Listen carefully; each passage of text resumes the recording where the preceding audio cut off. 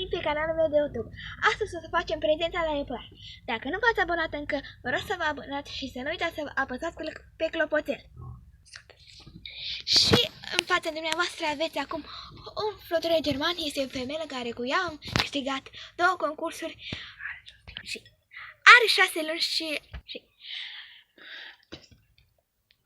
Acesta este masculul fluture, care este tot la fel ca iepuroaica, numai că acesta este mascul. Și cu dânsul am câștigat doar un concurs. Are 6 luni.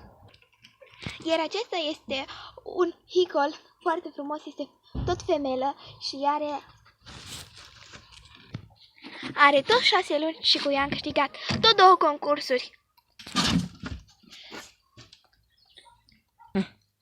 Iar ea este iepurașul la hicolul care v-am arătat data trecută, este chiar foarte frumos, are o lună jumătate.